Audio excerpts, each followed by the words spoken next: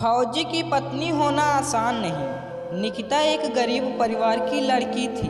गांव-गांव में 16-17 साल की उम्र होते शादी करने की जल्दी हो जाती है।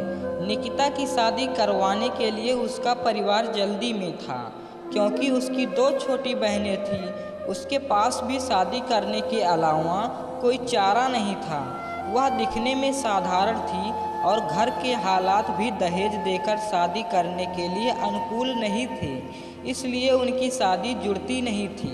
उसमें या गोत्र में या कुंडली में कमी दिखाकर बहुत से रिश्ते मना कर देते थे। अंत में एक रिश्ता आया। उस लड़के ने उसे पसंद कर लिया। लड़का सेना में सिपाही था। बुजुर्ग लोगों ने शादी करने पर नाराजगी जताई और कहने लगे कि लड़का अपनी पत्नी को समय नहीं दे पाया और कल शहीद हो गया तो। पिता ने बेटी से पूछा। निकिता ने अपने पिता की परेशानी देखकर शादी के लिए हामी भर दी और शादी हो गई। निकिता अपने ससुराल चली गई।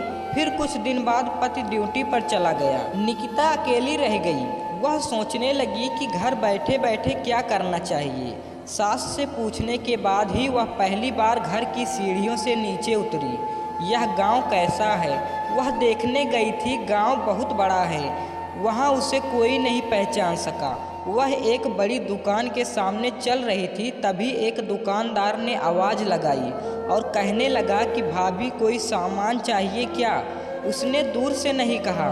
कुछ दूर पर एक किसान अपने खेत का कृषि सामान लेकर शहर की ओर जा रहा था। उस किसान ने निकिता को सलाम किया और पूछने लगा, भाभी आज यहाँ कहाँ। इस पर निकिता ने उससे कहा, आपको क्या करना, मैं कहीं भी जाऊँ।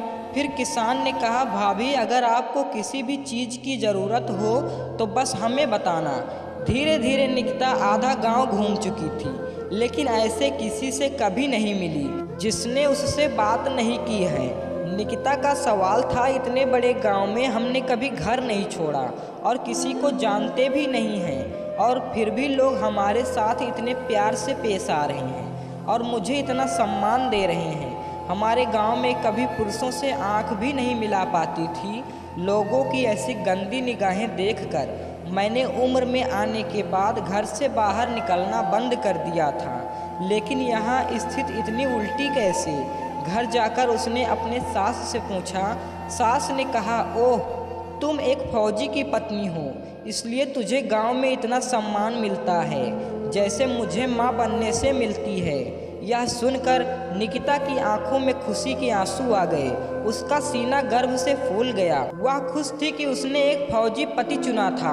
दोस्तों, अगर हमारी वीडियो आपको जरा सा भी अच्छी लगी हो तो प्लीज़ लाइक, सब्सक्राइब और कमेंट करना। धन्यवाद।